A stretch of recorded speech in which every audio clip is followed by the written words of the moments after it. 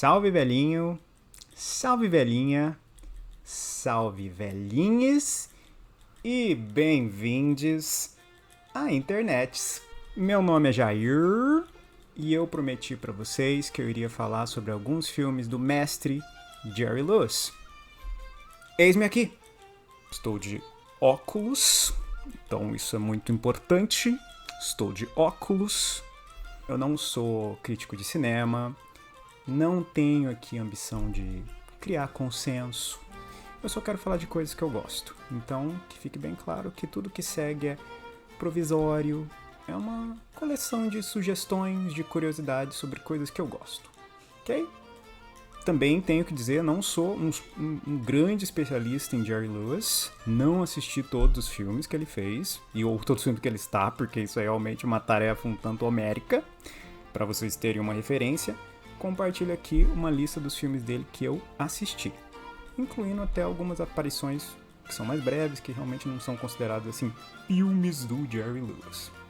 Feitas estas ressalvas, vou começar, tá bom? Posso? É claro! Como vocês vão perceber, essa lista aqui é organizada num princípio cronológico, então a gente vai falar primeiro dos primeiros filmes do Jerry. Isso significa que a gente vai falar dos filmes que ele fez em parceria com o ator Dean Martin, né? Que é um outro artista que eu admiro bastante. Mas eu acho que é legal eu dar um certo contexto sobre esses primórdios, então, quando Jerry Lewis era membro de uma dupla. Não quero entrar em grandes explorações do passado desses artistas, mas basta dizer que em 1946 Martin e Lewis fizeram a primeira grande apresentação deles, né, que revelou eles em Atlantic City, e daí pra frente foram 10 anos de muita briga, mas muito sucesso também. Antes dessa parceria, o Jerry era um rapazote judeu que ficava fazendo micagens, remedando um disco de ópera, e o Dino era só mais um cantor estilo crooner, no molde Bing Crosby, como muitos outros. Mas aí eles se juntaram, e daí Jerry interrompendo o Dino quando ele estava cantando, e de repente a plateia se envolvia, e alguém perdia a ponta da gravata, porque o Jerry cortava, e o Jerry caía e derrubava as coisas, e o Dino reagindo de uma maneira assim digna de uma escada do porte de George Burns, assim. Então, uma certa magia acontecia ali. Uma magia que muitos biógrafos e historiadores do showbiz concordam que não aparecia nos filmes que eles começaram a fazer a partir de 1949. Faltava um pouco da espontaneidade das apresentações ao vivo, que talvez até estivesse mais presente nas aparições que eles faziam na TV, em programas como o do Milton Berle, que era o programa da Texaco, e o programa da Colgate, que também era o lugar onde se apresentavam Abbott e Costello.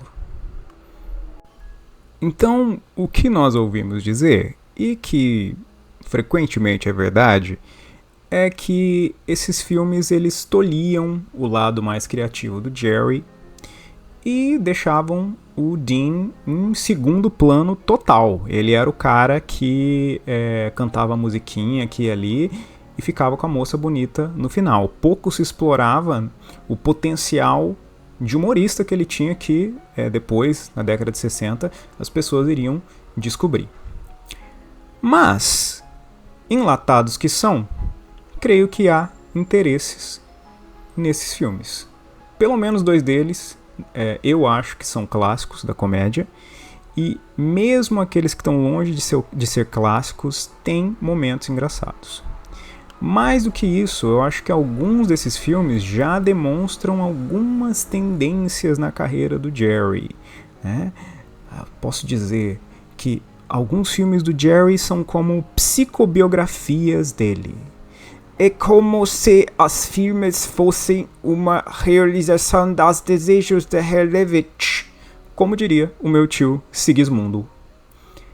E tais realizações de desejo frequentemente tinham a ver com o próprio Dean. O Dean era alguém que o Jerry via como um irmão mais velho.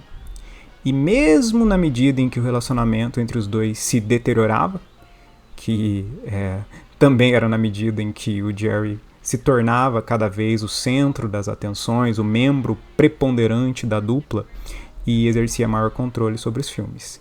Mas ainda assim o Jerry queria a aprovação e a admiração do Dean.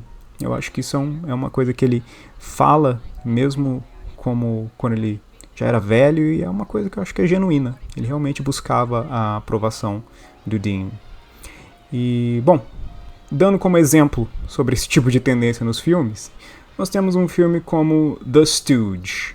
É um filme em que o Dino é forçado a admitir que ele precisa do Jerry para ser um sucesso, que sozinho ele não consegue obter sucesso.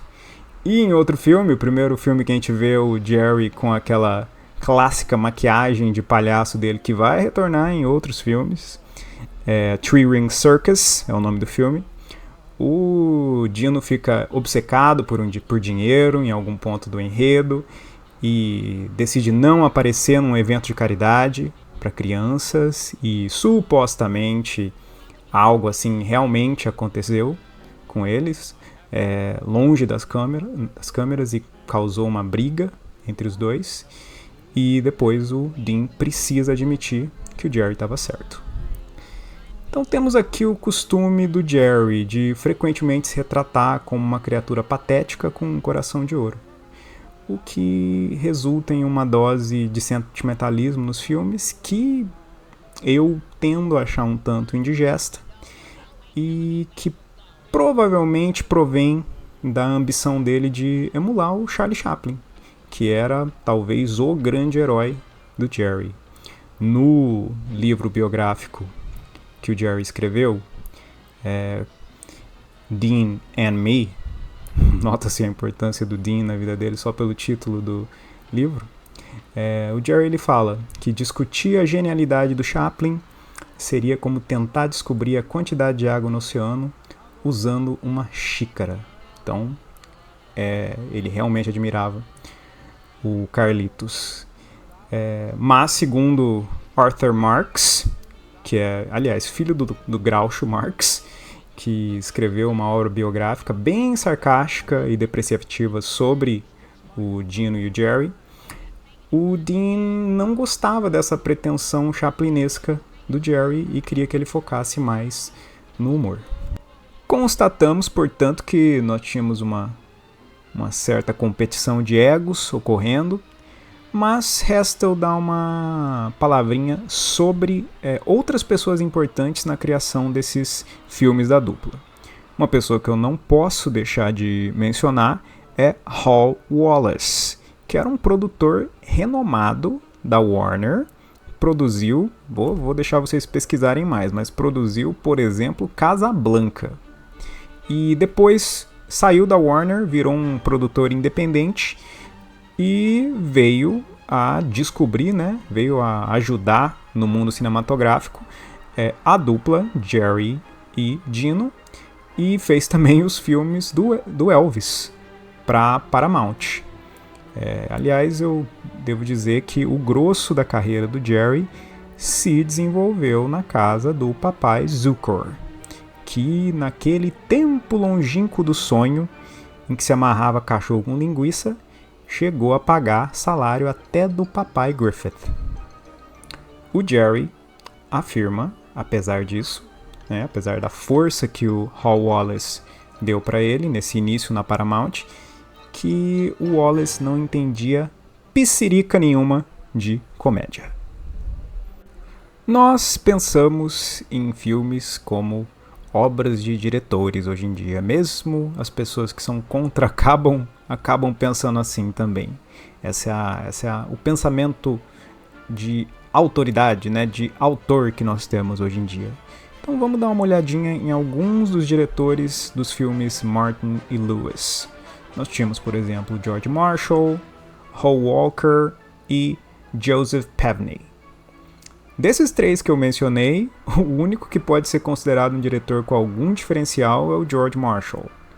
E digo de passagem que esse diferencial aparece muito pouco nos filmes que ele dirigiu com Martin e Lewis. Mas ainda assim, a gente sabe, é da natureza própria de Hollywood e especialmente nesse peculiar regime feudal da antiga Hollywood que o enlatado, de vez em quando, faz mais do que está escrito na latinha. Eu quero falar de 4 vezes que isso aconteceu em 4 filmes dessa primeira fase da carreira do Jerry. Número 1. The Caddy, por aqui conhecido como Sofrendo da Bola, 1953. Esse filme e o próximo sobre o qual vou falar foram dirigidos por Norman Taurog, que é bem um batedor de ponto de estúdio, assim, competente, mas nada especial. Mas ocorre que ele dirigiu 2 dos scripts de Martin Lewis em que as coisas mais deram certo.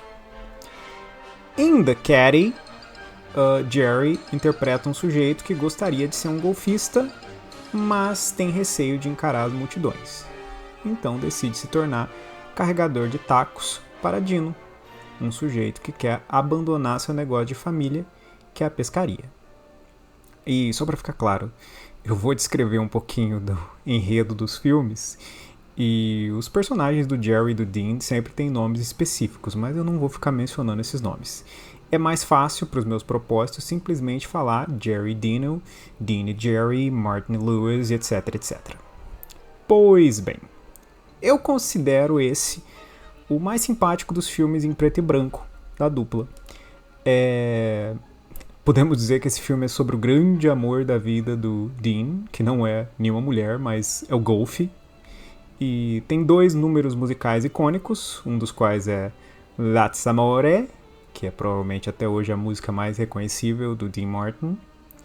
E tem um outro número, que é bem profético, que se chama What Would I Do Without You? É um filme que tem um elenco legal, incluindo a Donna Reed, que aparece em It's a Wonderful Life. Tem o Fred Clark, que aparece, por exemplo, em Sunset Boulevard. Tem uma pontinha da Nancy Culp, que é a senhorita Jane, de Beverly Hillbillies, que vez ou outra faz uma pontinha nos filmes do Jerry. E a historinha, né, leva os comediantes a situações que eu achei muito divertidas, incluindo uma parte em que o jovem Jerry finge ser um nobre inglês. Vocês vão perceber que tem poucos filmes em preto e branco nessa minha listinha, e é verdade que o Jerry estrelou alguns filmes em P&B muito bons, inclusive na carreira solo dele, vide The Bellboy e The Errand Boy. Mas eu sempre meio que relacionei mentalmente a dupla Jerry e Dino com cores vibrantes. Se o Laurel e o Hardy, que é a maior dupla cômica do fim da década de 20 e da década de 30, e o Abbott e Costello, que são a maior dupla cômica da década de 40, parecem existir melhor, assim, mais propriamente num mundo monocromático, eu acho assim que o Jerry e o Dino são a dupla da década de 50, aquela década em que o Technicolor ficou ainda mais popular e em que diretores, incluindo o Frank Tashlin, que nós iremos falar logo adiante, e o próprio Jerry Lewis, eventualmente, começavam a ver como que a cor podia ser mais do que apenas uma coisa para impressionar, mas uma ferramenta importante na criação dos filmes. Número 2. Living It Up, conhecido por aqui como A Farra dos Malandros, 1954. Mais uma vez, o nosso diretor é Norman Taurog. Mas dessa vez temos cores e um script ainda mais afiado. Na verdade, eu acho que em termos de script, talvez esse seja o conceito mais interessante dos filmes Martin Lewis. O Jerry é um nativo de uma cidadezinha desértica chamada Desert Hole, e ele acredita estar morrendo após passar por uma área de testes atômicos. Na verdade, ele não está morrendo, como seu amigo médico, que é o Dino, constata. Mas eis que aparece Janet Leigh. A propósito, acho que vocês conhecem, né? Se vocês não assistiram Touch of Evil, Psycho e The Manchurian Candidate, espero que vocês remediem isso quanto antes. Enfim, Leigh interpreta uma repórter que aparece na cidadezinha e acha muito tocante esse caso do rapaz que está morrendo de envenenamento radioativo.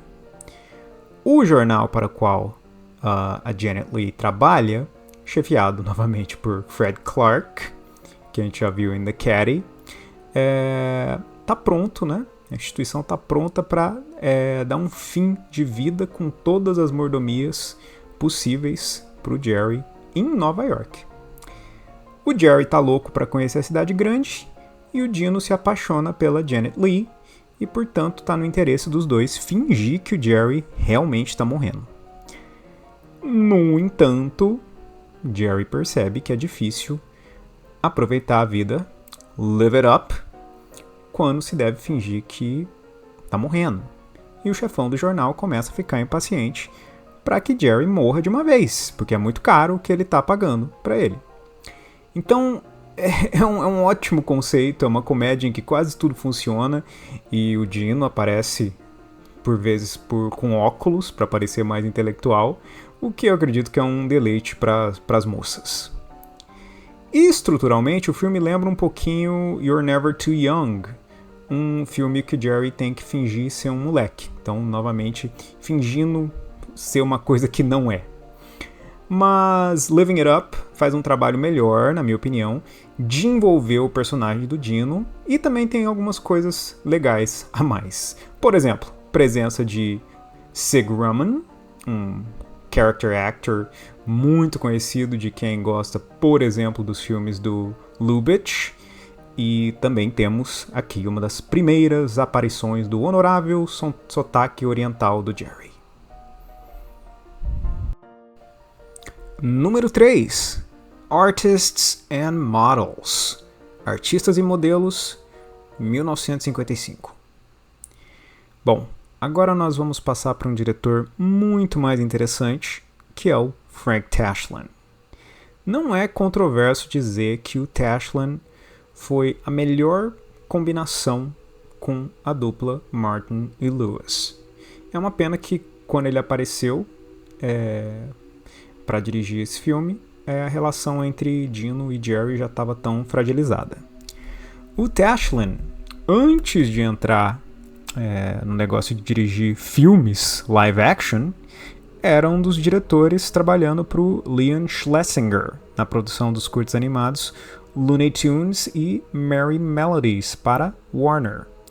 E ele fez a coisa rara de transicionar com sucesso para uma carreira live action, produzindo inclusive alguns clássicos. E eu acredito que um desses clássicos é justamente Artists and Models. Artistas e Modelos é o primeiro filme que eu assisti com o Dino e Jerry, e eu acho que eu vi porque estava na lista de filmes da semana, compilada pelo Peter Bogdanovich, e eu diria que permanece sendo o meu filme favorito da dupla Dino e Jerry. E o tema é uma outra paixão do Dean, uma paixão que ele tinha meio vergonha de admitir, que é histórias em quadrinhos. É até meio difícil de acreditar que o Dino era fã do Batman. Mas a historinha é o seguinte: Dino é um pintor que está em uma maré baixa, divide apartamento com o Jerry, que tem alguns sonhos estranhos, e ele fala esses sonhos enquanto dorme, e inspira o Dino a criar uma história em quadrinhos. No mesmo prédio, Dorothy Malone é uma artista, quadrinista, que já obteve algum sucesso com a personagem Bat Lady, cuja modelo, né, foi a sua colega de quarto, que é uma jovem e exuberante Shirley MacLaine. É uma história que depois tem várias coisas estranhas acontecendo, coisas bizarras, coisas cartunescas, e essa turma se envolve até com espiãs russas interpretadas por Eva Gabor e Anita Ekberg, que vocês devem conhecer se já assistiram La Dolce Vita. Olha, tem pouco que eu posso falar sobre esse filme, além de dizer que as cores são vibrantes, o Jerry e o Dino estão ótimos, as moças do filme todas são um colírio. Nós temos em um ponto uma referência à Janela Indiscreta.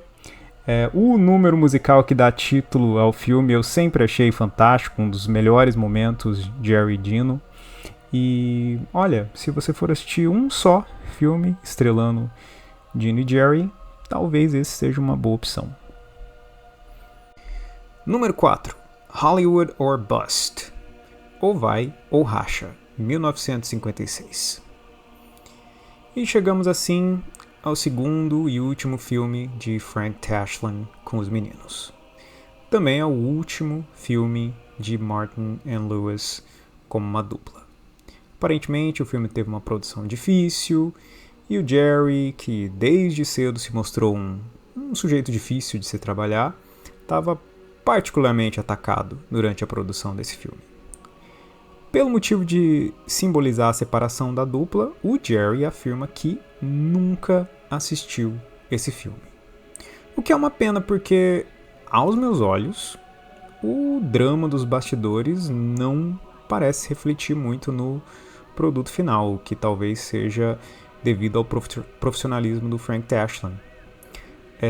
Para mim parece ser só mais um ótimo filme, Martin & Lewis, dirigido pelo Tashlin, e, além disso, é o grande road movie da dupla. Na historinha, o Jerry, que é um aficionado de cinema, e o Dino, que é um trombadinha profissional, eles são forçados a compartilhar um carro que ganham em um sorteio. Jerry quer ir para Hollywood, conhecer sua atriz favorita, de novo Anita Ekberg, não estou reclamando, e Dino quer vender o carro para pagar uma dívida. Obviamente, no caminho, eles se tornam bons amigos e se tornam pessoas melhores e meio que é o oposto do que estava ocorrendo na produção do filme, né? Mas quem se importa, né? Porque a gente tem nesse filme uma ótima atuação pelo dog alemão do Jerry, que, aliás, talvez tenha atuado melhor até do que a Anita Ekberg, que ela compensa por outros fatores. E temos também uma velha criminosa que passa a dupla para trás. Nós temos o Frank Tashlin mais uma vez sem o menor pudor de mostrar beldade de shortinhos apertados. Olha, enfim, é fácil recomendar essa fita. E eu espero também que essas palavras sirvam para vocês irem atrás de outros filmes do Frank Tashlin. A começar pelos curtas que ele dirigiu para o Schlesinger, e também posso recomendar alguns filmes live action dele. Sem reservas, posso dizer que Son of the Pale Face, com Bob Hope e Jane Russell, é um ótimo filme, e Will Success Spoil Rock Hunter, com Tony Randall e Jane Mansfield, talvez seja o melhor filme do Tashlin, meio que empatado com Artists and Models. Antes de partirmos, quero falar um pouquinho algumas omissões e curiosidades dessa primeira parte da carreira do Jerry. Antes de dar um veículo exclusivo para o Dino e para o Jerry, o estúdio testou eles como personagens meio secundários, meio principais, em 2 filmes baseados em um programa de rádio da época chamado My Friend Irma. A história é sobre uma mocinha, Diane Lynn, que trabalharia com Jerry novamente, que mora com uma tal de Irma, que é uma colega de quarto cabeça oca, interpretada pela Marie Wilson. Esses filmes não são muito amados pela crítica, mas eu francamente achei eles bem simpáticos, até melhor do que alguns outros filmes da dupla. E eu só quero dizer que no segundo filme, My Friend Irma Goes West, o Jerry oferece um chiclete para um chimpanzé e, olha, é bacana. Martin e Lewis fizeram 3 filmes com temática militar: At War with the Army, Sailor Beware e Jumpin' Jacks. O primeiro foi o primeiro filme que eles fizeram como, de fato, personagens principais. E são filmes que lembram um pouquinho as comédias Abbott e Costello, né? meio leve em quesito roteiro, o ambiente militar é uma desculpa para colocar as duplas em situações engraçadas, mas eu acho que a dupla mais antiga era um pouquinho mais adaptada para esse tipo de filme, porque as rotinas, né, o repertório deles eram situações comuns da tradição burlesca, né, burlesque, que continuavam sendo engenhosas e verbalmente afiadas em forma de filme. O Gene e o Jerry, ao que me parece, eles eram mais um caos momentâneo, mais dependente da improvisação que eles podiam fazer nos clubes. E isso se apaga um pouquinho nesses filmes, então por isso que eles não estão presentes na minha lista. Mas eu tenho que dizer que muitas pessoas gostam desses filmes, inclusive o Leonard Maltin acha Sailor Beware um dos melhores dos dois. Eu acho que de todos os filmes do Dean e do Jerry que eu assisti, o que eu acho mais provável que eu vou dar uma segunda conferida em breve é Scared Stiff, de 1953, dirigido por George Marshall. Muitas pessoas acham esse um dos melhores da dupla, mas eu vou confessar para vocês que na primeira vez que eu assisti eu me decepcionei um pouco. A primeira vez que eu ouvi falar desse filme foi lendo a biografia da Carmen Miranda, pelo Rui Castro. E a Carmen tá, obviamente, como sempre, muito simpática nesse filme, mas também bem supérflua, o que é uma pena porque foi o último filme dela. Além disso, por um filme sobre uma casa mal assombrada, demora muito pra tal da casa mal assombrada aparecer, e quando finalmente aparece, o ritmo fica muito lento pro meu gosto. Sem querer forçar a barra novamente na comparação, os filmes de Casa Mal Assombrada do Abbott e Costello, How That Goes e The Time of Their Lives me divertiram bem mais. Mas ainda assim eu tenho que confessar que tem vários momentos interessantes em Scared Stiff, especialmente quando o Jerry tá fazendo micagem pro espelho. Por fim, não posso terminar esse vídeo sem falar de Passagem, de Sammy Petrillo e Duke Mitchell. Sammy era um carinha que viu My Friend Irma Goes West e percebeu que se parecia com Jerry Lewis. Um pouco depois, ele apareceu como bebê do Jerry no programa da Colgate. Entre 1952 e 1956, ele fez dupla com o ator e cantor Duke Mitchell, como o que nós chamaríamos hoje em dia de Martin e Lewis da Shopee. Essa colaboração culminou no filme Bela Lugosi Meets a Brooklyn Gorilla, conhecido por aqui como O Satânico Dr. Zabor, e eu vou dizer que esse é um dos poucos títulos traduzidos que eu falei na gravação desse vídeo que eu gostei. E assim, eu acho a saga desses intrépidos imitadores que foram numerosamente processados por Dino e Jerry, e que cruzaram no caminho do Pobre Bela, já da era Ed Wood.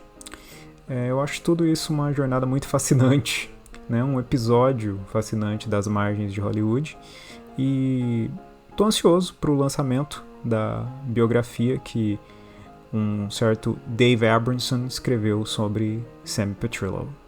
Eu tô gravando isso em abril de 2026 e o livro sairá em setembro. Pois muito bem, ilustres colegas, velhinhos, velhetes, todas as pessoas na plateia, os senhores, as senhoras, isso finaliza a primeira parte da nossa jornada pela filmografia do Jerry. Na próxima, eu espero explorar a carreira do Jerry como diretor, certo? Até agora ele estava sendo dirigido por outros. Na próxima, quando ele for dirigido por si mesmo, né? Controle criativo total. Aliás, um dos diretores que teve um controle criativo assim mais prodigioso assim na era clássica de Hollywood, que a gente ainda considera a década de 60 o finzinho dessa era dourada. De qualquer forma, conto com a presença de vocês nessa ocasião fortuita e se cuidem. Toma cuidado, inclusive, com o piso molhado, ok?